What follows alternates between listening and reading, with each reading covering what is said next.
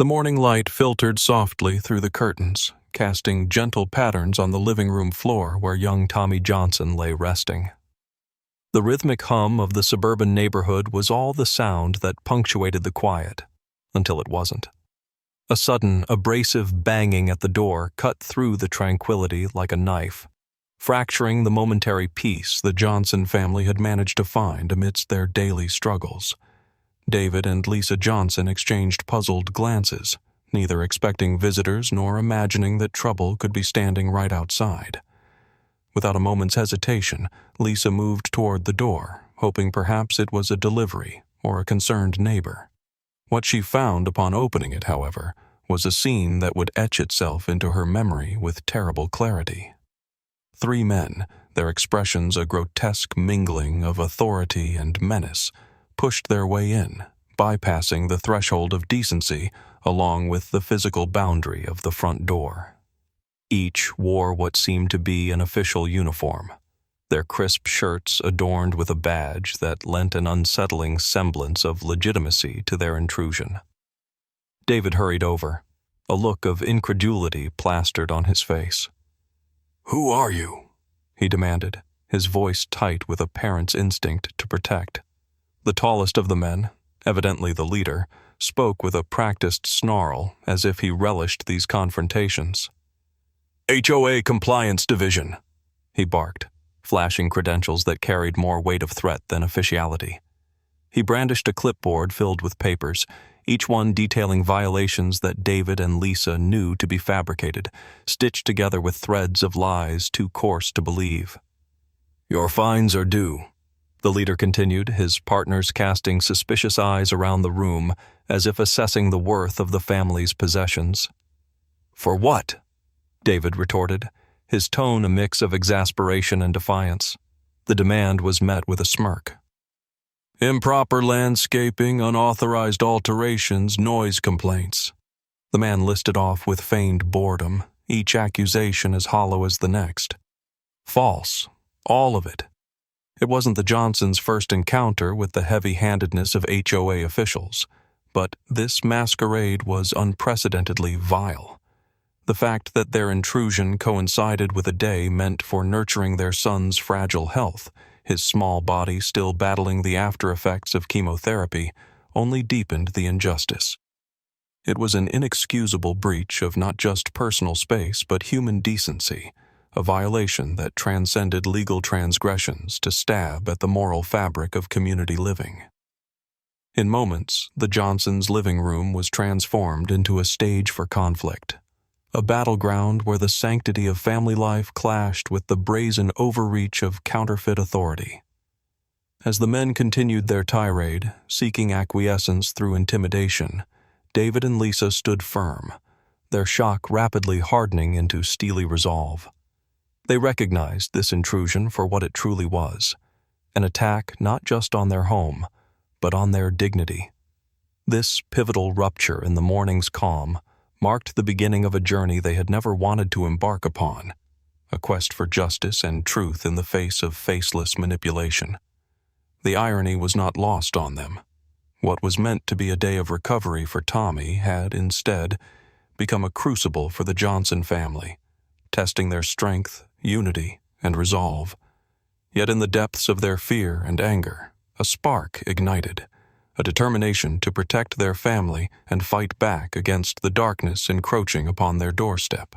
David Johnson stood in the doorway of his modest home, his mind a simmering cauldron of fury and disbelief. The walls that once provided solace and sanctuary now seemed to vibrate with the residue of that morning's brazen violation, a raw nerve exposed in the midst of the family's ongoing struggles. The intruders might have left, but their presence lingered like a toxin in the air, tainting the sanctity of his home with their nerve and gall. David's thoughts, usually a logical procession of ideas and solutions, now pulsed chaotically with one overriding emotion: hatred. It wasn't a blind, indiscriminate hatred, but a focused, penetrating one. It was hatred not only for the false HOA officers who had stomped over his household's threshold with their trumped-up charges and threats, but also for the larger machinery they represented. How had things come to this? How had an organization supposedly devoted to fostering a harmonious community morphed into a vehicle for exploitation and intimidation? These questions gnawed at him like a relentless tide eroding the shore. For years, David had heard stories of the HOA's heavy-handedness, rules enforced with unnecessary rigidity, fines imposed with what seemed like sadistic pleasure. Neighbors grumbled sotto voce at gatherings, sharing fragmented tales of misapplied regulations and capricious enforcement. How many barbecues turned somber as whispers of harassment from the HOA circulated like contraband among friends who feared retribution from this petty tyrant cloaked in legitimacy? The HOA had once claimed to uphold community standards, yet under their watchful eye, the community had gradually transformed into a place governed less by neighborly respect and more by fear of overstepping some invisible, arbitrary line. And now, with the charade perpetrated by these impostors, it was clear that the system's integrity was not just cracked, it was shattered. David's heart burned with frustration aimed at the systemic failures that allowed such rot to spread unchecked. Why were checks and balances so flagrantly absent? How could any regulating body neglect to guard its gates against wolves in sheep's clothing? His hands clenched at his sides unconsciously, knuckles white with the intensity of his conviction, a conviction that this could not stand, that this betrayal of trust must be addressed. He thought of Tommy, who had already been through so much. To endure the surreal horror of watching trespassers invade their home under the pretense of lawfulness while he lay too sick to protest or even comprehend their demands. David couldn't accept such an indignity on top of his son's ongoing trials. It was a stark and unwelcome reminder that while life's bigger battles sometimes left little room for maneuvering, this particular fight against filth masquerading as authority offered a ground he could and would take a stand upon. As daylight waned and shadows stretched across his lawn, David felt a shift deep within. This wasn't just about protecting his family from harassment. It was about reclaiming their life from the talons of chaos masquerading as order. Driven by a newly forged resolve, David knew he could never unwitness the depths of manipulation and deceit he had seen, nor could he remain passive in its wake. His course was clear. There would be no retreat, no backing down. What had begun as a defensive stand would morph into a campaign for justice and change, a crusade against the rot that had taken hold at the heart of their community. As he watched the dying light cast long shadows over the grass, David felt the rise of an unyielding purpose within him, as steadfast and as rooted as a century-old oak. The storm that had come to his home might have shattered the calm, but it had also illuminated a path forward, a path he was now determined, above all else, to follow. In the days following the unwelcome intrusion, David Johnson felt a transformation, as if his very essence had been reforged in the crucible of his anger. Gone was the initial bewilderment. In its place stood an ironclad resolve to shield his family not just from illness, but from the insidious treachery lurking behind false authority. It was a drive born of necessity, stoked by a need to reclaim not just his household peace, but the integrity of the community itself from the clutches of deceit masquerading as regulation. He began his crusade with methodical precision. David reached out to his neighbors, those he had long shared friendly nods and waves with, but had never truly called allies. His approach was cautious but clear, fueled by the urgency of unveiling a truth that had remained shadowed too long. Over cups of coffee and hushed conversations under porches, he painted for them the vivid, unsettling picture of what had transpired. The invasion of his home by the faux enforcers, their fabricated violations, and their audacious demands. The response he received from his neighbors was a mixture of shock and reluctant acknowledgement. Slowly, Bits of information trickled forth, each anecdote and complaint a piece of a larger, sinister puzzle. There were tales of unjust fines for overgrown lawns that were measured with exaggerated string lines, violations for fences erected with the HOA's own prior approval, and intimidation tactics designed to bully rather than protect. David's living room soon became a war room, a space cluttered with papers, testimonies, and the growing list of people ready to stand up against the corruption that had infiltrated their once peaceful suburb. With a burgeoning dossier in hand, David turned his attention to more tangible evidence. It wasn't just stories he needed proof. He delved into HOA meeting minutes, backlogs of community grievances, and financial records when available. His efforts were rewarded with the discovery of discrepancies, allocations of funds that had no clear purpose, citation records that conveniently disappeared when inconsistencies were questioned, all pointing to a system of governance rotten at its core. The momentum grew as more residents came forward, emboldened by David's determination and the growing solidarity among them. The initial flickers of fear were replaced with a communal resolve to root out the malignancy that had taken hold. Evening gatherings around David's kitchen table took on an air of strategy meetings, as the neighbors' disparate threads of complaints wove together into a robust tapestry of evidence. They meticulously documented each instance, ensuring no detail was left unexamined, no complaint left unvoiced. David's campaign for truth soon swelled beyond mere reactionary gestures. It became a clarion call for accountability, an echo that resonated down every street and cul-de-sac, inspiring others toward vigilance and empowerment. As he prepared to confront the so-called enforcers of the HOA with incontrovertible evidence, David knew the road ahead would be fraught with challenges and opposition. But he also knew that an engaged and unified community wielded power far beyond the crude mechanisms of deceit that had once cowed them into silence. Through his tireless efforts, David emerged not just as a protector of his family, but as the catalyst for awakening his community. A vigilant steward determined to dismantle the systemic corruption that threatened not only his peace, but the very foundation of collective trust. The battle lines were drawn.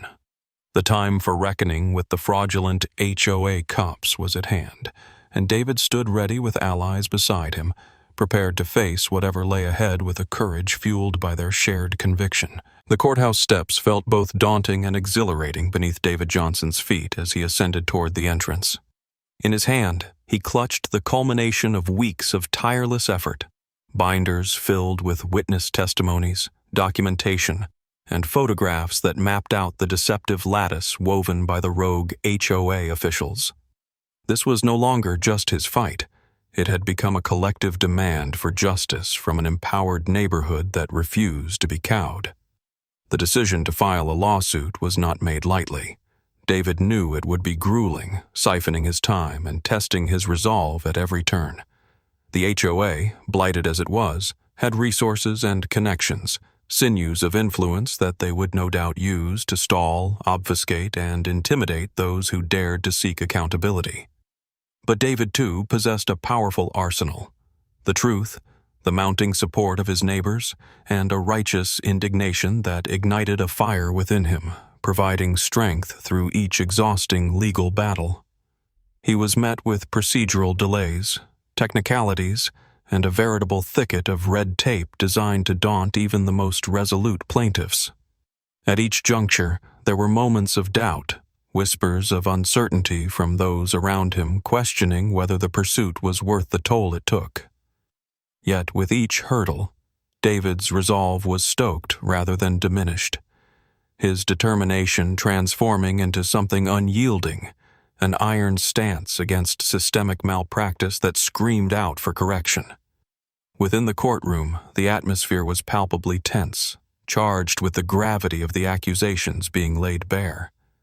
David's nerves tightened with each proceeding, but he drew strength from the faces of those who sat in support behind him, the familiar smiles and nods of his neighbors who had felt the oppressive weight of the HOA's deceit now buoying his efforts. This wasn't merely about retribution. It was a stark stand for integrity, for rewriting the rules back to their intended purpose of serving rather than hindering the community. Piece by piece, the deceit unraveled before the judges. The evidence spoke with a power of its own, capturing the varied threads of exploitation, cruelty, and greed that had been allowed to fester. Witnesses came forward with brave testimonies, recounting personal stories of intimidation and coercion, painting a chilling picture of a community under siege, not by an external force, but from within. David watched with bated breath as the hours inched toward days, the court's scrutiny tearing through the maze of lies spun by those who had hidden behind false titles and manufactured authority. The crescendo of this legal symphony came with the judge's pronouncement, words that echoed with the force of long-awaited justice. The HOA's office, a once feared bastion of control, was formally deemed a den of crime. The order was decisive and immediate. Shut it down. The significance of those words rippled through the assembly, a powerful tide of relief and tentative joy that began a gentle murmur, swelling into a wave of exultation. For David, it was both an end and a beginning, the completion of a pivotal chapter fraught with struggle, yet laying the groundwork for the rebuilding of trust in his community. The courthouse transformed into a space of celebration, handshakes and hugs punctuating the air as vindication washed over those who had dared to bring the light into darkened corners. David stepped forward, eyes gleaming not with the satisfaction of victory for victory's sake, but with the knowledge that he and his community had wrought meaningful change. They stood not simply as survivors of malfeasance, but as architects of a new standard for accountability and neighborly interdependence. The battle was their own, fueled by collective courage, grit, and the unwavering pursuit of fairness, marking the dawn of a renewed sense of community, purpose, and hope. As twilight descended on the neighborhood, painting the sky in hues of deepening indigo, David Johnson found himself standing on the cracked asphalt of what was once the HOA's formidable bastion. The transformation was striking. In place of the austere building that had loomed large, a new parking lot sprawled, its white lines fresh against the dark surface, demarcating spaces now meant for temporary stay rather than permanent enforcement. A gentle breeze carried the echo of distant laughter from a nearby playground, harmonizing with the rhythm of the streetlights flickering to life. David stood still, a silent sentinel against the backdrop of a community stirring back to life. The irony of it all wasn't lost on him. Instead of the arrogant edifice that had presided over the neighborhood with arbitrary might, there now lay a communal asset, open and inviting, where cars came to rest, but oppression no longer dared tread. The transformation was more than physical. It was emblematic of a deeper victory, a salient reminder of justice reclaimed and community restored. He could almost hear the echoes of past indignations carried away by the wind, replaced with a palpable sense of renewal. His thoughts drifted back to the countless meetings, the heated exchanges, and the resolute determination that had anchored him through the storm. The dissolution of the HOA's authority hadn't been just a personal victory. It was a reformation authored by collective voices, a communal uprising that refused to be silenced by the specter of fear and manipulation. As he stood in the gathering dusk, David was joined by neighbors, each drawn by curiosity, joy, and perhaps an intangible sense of closure. They milled about the lot, exchanging stories marked by past woes and present hopes. Faces lit with tentative smiles testified to the simple pleasure of rediscovered freedom, a release from the undue burdens once levied under the guise of governance.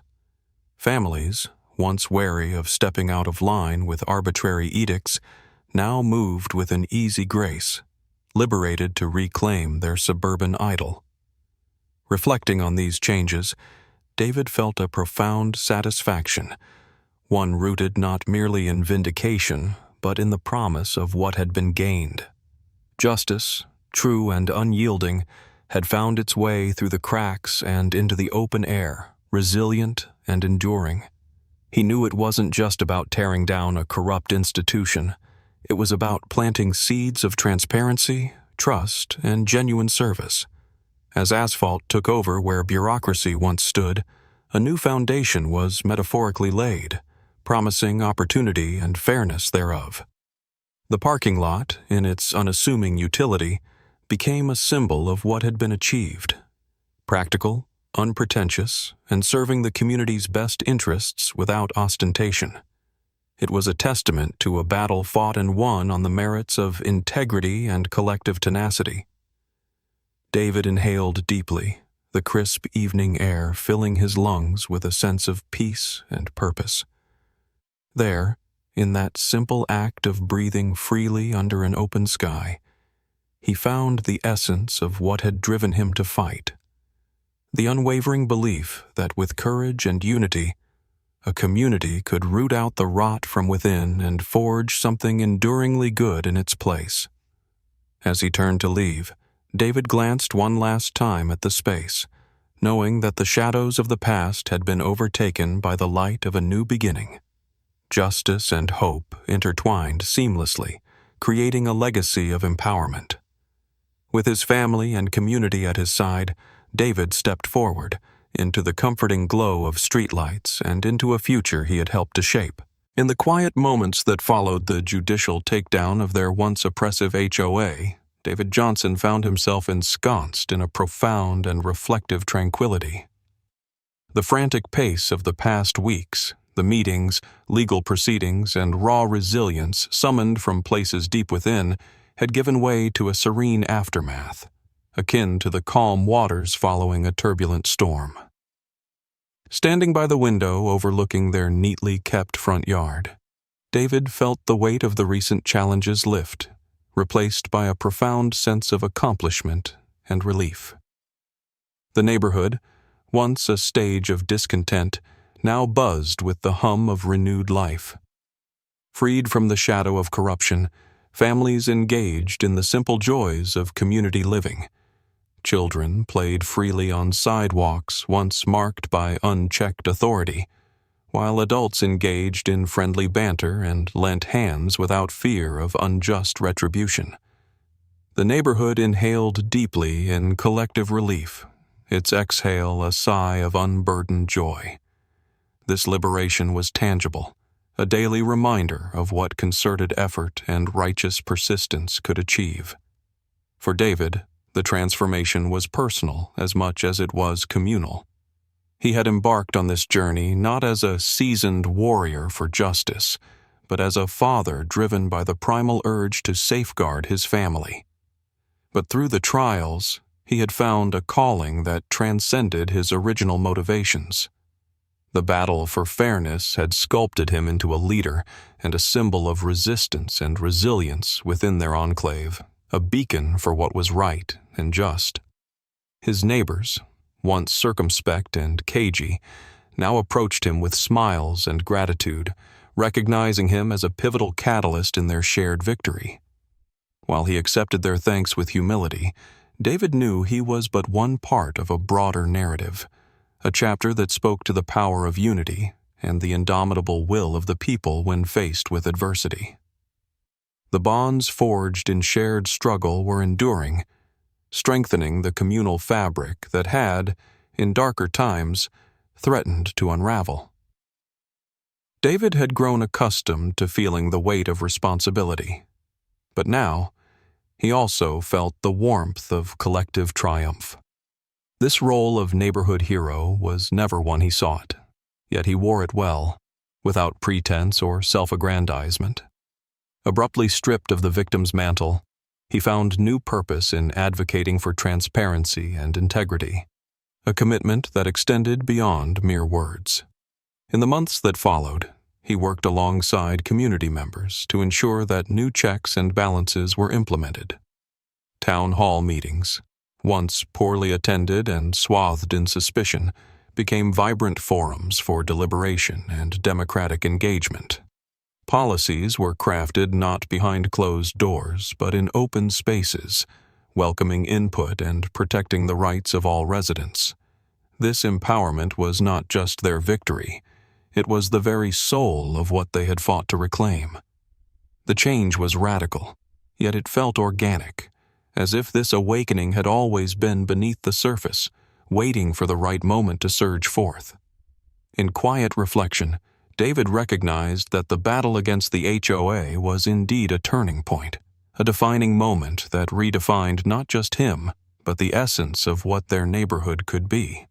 Now, as he stood within the sanctity of his home, surrounded by the familiar sounds of laughter drifting from the kitchen, the rustle of leaves outside, and the gentle hum of life in motion, David knew that the peace he cherished had been hard-won.